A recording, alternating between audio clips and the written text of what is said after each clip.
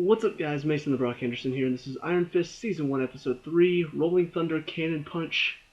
Doesn't that sound like it needs to be on, like, Super Smash Bros? You got Falcon Punch! And then Rolling Thunder Cannon Punch! It feels like it fits. So, this is more continuation of the story, but ultimately, who would have guessed that after 3 episodes, story be over? Yep. Danny pushed off the side of the building, dies. After 3 episodes, your main character dies. What could possibly come after this? I find it intriguing though that they decided to kill him off after only 3 episodes. It's never been done before. I mean, it's almost like they actually expect him to survive that somehow. That's not gonna happen. That type of stuff only happens in superhero movies. Oh, right. Okay, so anyway, yeah, so obviously that ending is something that's just like, whoa, meant to shock. No doubt, though, somehow he'll be able to survive that, whether it's he catches the side of the building or he lands luckily on top of something that saves him, or I don't know, maybe his Iron Fist will somehow like help him hit the ground without hurting himself. But yeah, all of the build up to that though, I really really like. First of all, more tie-ins with the other shows on Netflix, which I always really enjoy whenever they do tie-ins like that, just because it makes it feel larger than just this show. That's one of the things that the CW shows, as much as I hate some of, 2 of them mainly, well, not hate. Hate's only strong. Hate's only for one of the shows. The other 3 I either like or just, it's okay. But one of the things that does make it pretty good is whenever they have crossovers or whenever they have certain characters that are on more than one show. It makes it feel larger than just that show. What they've done very well with the Netflix shows is they've either had a connecting character across, like so far Claire has been the connecting character across the 3 shows that they've had so far. Obviously we haven't seen her in this show. I don't know if she'll actually appear in this show, but we get Jerry Hogarth, which is a nice touch, because she is somebody that we know pretty well from Jessica Jones, and she also talked to Foggy on Daredevil Season 2, so I like that connectivity. I like bringing her in, especially because it feels like she's going to be a main character for this show as well, or semi-main character, since she used to work for Danny's father. So I like that tie-in, and I like the fact that she's helping Danny. She's on his side. She's going to represent him in the court. So that's always fun to have that tie-in. Apparently her nickname used to be J-Money, which I just find really, really funny. On top of that, we have a few other stories starting to build up. One of them is Colleen, obviously. I still don't really know what to expect from her story. I've said before, I think she's probably going to be kind of like that sidekick to Danny, just helping him fight whenever they get into the main battles. But we see a little bit more character growth as far as her dojo and everything there. We see Danny wanting to be there and stay there, but he's going to help her out, pay a year's rent if she lets him stay. But there's one point where I guess one of her friends slash sidekicks, I don't know exactly who they are, they attacked her in episode 2. Like, I guess she's trying to train them, but they failed to even land a single hit on her. And so she like, you all failed. This is not good enough. This is real life. You guys need to be ready for this. Well, we see one of them teaching a class, and this one kid's just like goofing around in the middle of the class, and Danny walks in on it. And he's very clearly upset because I'm sure the monks were not as lenient as this class is. And so all of a sudden he goes into full, like, very straight, strict teacher mode. And so he grabs a stick, slams it on the ground, and he's like, this is a dojo, this is a place of respect. And then this one kid's just, like, not taking it all seriously. And so he's like, it needs to be slow, and starts showing them some technique. And then one of the kids does a... I'm like, but would he do that, though? Like, that seems like something that little kids would do. This guy looks like he's probably maybe early college, like 19, 18 maybe. And he's doing raspberry sounds, like, and the kids are actually, not even kids, they're all young adults, and they're all laughing at this. Like, don't get me wrong, there are a lot of young adults out there that are very immature and probably would laugh at something like this, but most of those would not be training for martial arts, would not be training to defend themselves. most of those people are the ones doing the bullying. So I don't know. It seemed very strange. But as soon as he does that, Danny's just like, I ain't having that shit. Knocks his feet out from under him, and of course, Colleen at this point is really pissed because he interrupted their dojo and is like, he's pretty much trying to be a teacher even though she doesn't want him to be, and so she kicks him out. Well, at this point, he's already teamed up with Jerry, so she's set him up with a pretty nice place. And yet, despite that, we see him sleeping on the floor. But that's just kind of a side note. Back to Colleen's story, we see her talking to the guy that was teaching the class, and he had a cut on his cheek. So she asked about it. Apparently, he's been doing fights for money. Well, she disapproves of that, but then at the end, we see her going to one of these fights, to a cage fight, no less. And there's an open round where apparently anybody can step in to fight. And so she steps in. There's this really big guy who steps in, looks like a total meathead. Is told not to bite, and yet bites anyway and gets away with it, which I thought was really strange, but she ends up winning the fight anyway using a technique that Danny had taught her. He called it the leopard punch. And so she wins the fight, she gets the money, and that's kind of where her story leaves off. So I'm thinking that because she used the technique that Danny taught her, I'm thinking she's going to start to realize, oh, okay, so this guy actually does know what he's talking about. And she'll start to actually listen to him a little bit and maybe even help him out. At least that's what I think. It may be where they just do not connect at all, and it's almost like he's just sort of helping her even though she doesn't want it throughout the entire season. I doubt they could stretch that story out a whole season, but who knows. On to some of the other stories. We see just how diabolical Joy can be. I mean, we saw in the first episode when she drugged Danny at the end of the episode, we saw she could be pretty diabolical. You know, the whole, like, oh yeah, I'm willing to listen, just come on in, sit down, I'm here for you. You know, I'm willing to listen to see what you have to say, and then drugs him. So we saw that side of her a little bit, but then the second episode, it was very much the opposite. We saw, I don't really know if that was right. What if this really is Danny? She sees the M&Ms and she's like crying because she can't believe it's him. And then in this episode, we're back to the diabolical side. There's this guy that that she and Ward need to get a piece of property from. And so she takes him in a limousine, just treating him to this nice night, and then all of a sudden they go to a hospital. She takes him into this room where this guy is apparently on death's door, and she's like, he's an awesome guy, so he's on the organ donor list. And the guy's like, he has liver, he can save my son. And she's like, yep. He's like, all I have to do is give you the peer. She's like, exactly.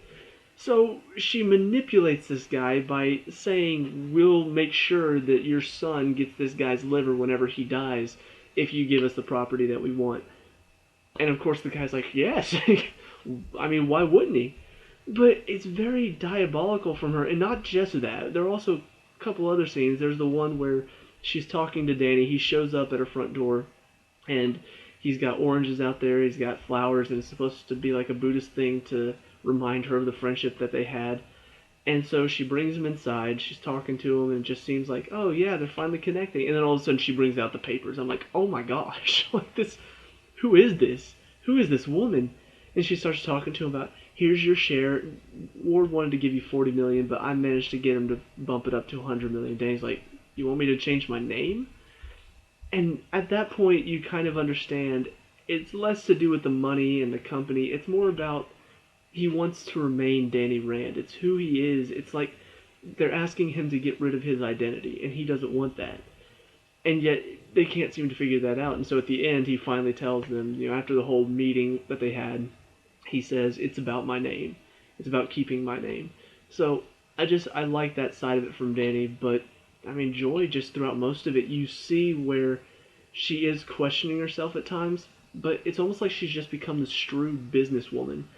So much so that even her brother wants to possibly get out of the business, and she's just like, no, we worked hard to get here. We're not giving this up easily. And I think that's part of why. It's not because she hates Danny. It's not because she's totally evil. I think she really is looking at it like a businesswoman would. You know, she worked hard to get this business where it is. She worked hard to make it what it is. And Danny just comes out of nowhere, and all of a sudden he wants a piece of the business. I understand that. I would get that. But the way that she's going about it, the way that she's sort of, you know, manipulating people to work to her benefit, it's very odd to see that side of her, and then all of a sudden see the very nice and kind side of her. It's almost like she's very duplicitous, and I wonder if that's going to be talked about at all, or if that's just something that, you know, we're just going to have to accept. Like, oh yeah, it's just she's got two sides of her. She has to, or else she wouldn't have gotten to where she is now. Kind of like Jerry, you know, she'll probably talk about at some point how she had to step on a few heads just to get up to her position. So, but I really do like just all of the emotions involved, all of the different character struggles, the character connections going on between Danny and Joy, Danny and Ward, Joy and Ward. I mean, all of them really do work well off of each other, and you can see where Danny wants to find that connection again, but then there's a point where after the files are blown up and burned, and he goes into the restaurant, confronts Ward, but then Ward and Joy, or even Joy's just like, we don't want you around here, Danny. At that point, he kind of realizes, you know what? I can't make friends. If I want to keep my name, I can't make friends. I'm gonna have to fight this. And so at that point, you see a different side of Danny. You see the more frustrated, fighting side of him. And that's whenever he and Jerry just go in, has a fingerprint on the bowl, and proves his identity. They're gonna take it to court. Probably not gonna be as interesting, but I doubt it's gonna take up that long. I feel like the court stuff will probably be maybe 3 or 4 episodes at most. I remember Daredevil season 2, the Punisher had his court stuff, but that only lasted like a few episodes. You know, after that, things really got rolling with the action and stuff. So I feel like we're probably gonna have to go through a little bit more slow moving. You know, not always gonna be action in these next few episodes. Not until the end of the season will we probably get into the awesome fights, the epic action scenes, because they end up doing a lot of story building in all of these Netflix shows in the first few episodes. You know, up until probably about episode 5 or 6, they do a lot of story building. We have normally that one episode that stands out as, oh, that was a really good episode, because there's always like some sort of thing that happens that's just like, yes, this is a good show. And then we slow it down a little bit after that, and then we pick it back up for like the last 5 episodes, I think. Don't know if that's exactly what they're going to do, but that's just the formula that I've gotten used to as far as the Marvel Netflix shows are concerned. Last thing to talk about is Harold and what's going on with him, because we do see the Hand contact him in this one. All of a sudden the lights shut out, and this is right after he's just been fighting some guy. I guess this guy's been training him, and just, I don't know, it's kind of weird because he's fighting, and then all of a sudden, like, the guy's just like, good, that's good, lowers his guard, and then Harold just, boom, right in the face, and just knocks him down. He's like, are you good? Are you good? I'm just like, are you good? How about, I'm sorry for going too far there, but he doesn't care. But that's when the lights go out, and all of a sudden you hear Madame Gal, because I recognize that gravelly old woman's scary, creepy voice anywhere. She's just like, I can't remember what she said, but she was asking just stuff about betrayal and kneel for me. And he's just like, but the glass, kneel. And so he kneels in the glass, cuts his hand in the glass while he's kneeling. And yeah, very clearly the Hand are, well, no, I don't know if she was part of the Hand. Because I know she was working for the Kingpin. Well, actually, the Kingpin was actually kind of working for her in season 1. But I just remember she was heavily involved in that crime thing. But I don't think she's part of the Hand. Or maybe she was and I missed that. Honestly, I kind of want to go back and rewatch season 1 of Daredevil because it's been so long. Like, they did season 1 of Daredevil, and they're talking about season 2 for so long, but then they did Jessica Jones, and then season 2, and then, you know, then Luke Cage. So it's been quite a while since season 1 of Daredevil came out. So I'm going to have to rewatch it to remember some of this stuff. But I guess maybe she is a part of the Hand, and she was working with the Kingpin at one point, but I don't know. I just remember hearing her voice and just how creepy she was, even though she was very old and seemed very innocent and just like, oh, look at this nice old lady, and then all of a sudden she snaps her fingers and you'd probably be dead. So, but I love, once again, another tie-in to the other shows, seeing a character return, and this time a villainous character at that. I don't know if she's going to be the main villain this season. Like I said, honestly, I thought after episode 2, last episode, After the last episode, I really thought Ward was going to be more of the main antagonist, and his father was going to be kind of the guy that thinks he's in control, but Ward is doing stuff on his own. But we see in this one, as soon as he found out Ward tried to have Danny killed, he like hits him, and I guess like dislocated something. I don't know, but Ward was not walking straight for a good few minutes after that. But we see he does not take crap like that. He does not accept betrayal of orders that he was given. So I feel like Ward is probably going to be a little bit of the lesser, even though he's not. He seems a lot more opposed to Danny than his father is. His father's just like, we need to use him, and Ward's just like, we need to kill him or get rid of him somehow. And so I feel like his father is kind of in control, but isn't the main bad guy. He's more like the guy that is kind of bad but wants to use Danny, and so he's not really going to hurt him because he wants to use him to take care of the Hand, while the Hand obviously want Danny gone, and Ward will want Danny gone. So I feel like Ward at some point will probably team up with the Hand. Maybe, like I said, these are just predictions I'm throwing out based on what I kind of want to see. I would love to see just a little bit of, bad guys are clashing. We saw this in Luke Cage, and I loved it whenever they did the whole, Mariah and can't remember his name now because he died off so early. But the brother and sister, one wanted to use Luke Cage to his advantage and didn't want him dead. The other one wanted Luke out of the picture, and they ended up clashing, and one of them killed the other. And it's just like, wow, I did not see that coming. I'd love to see something like that where we see the father wants one thing, the son wants something else, and so they start clashing. And even though the father's trying to keep control of his son just doesn't want to listen. He doesn't want anything to do with what the father's trying to do.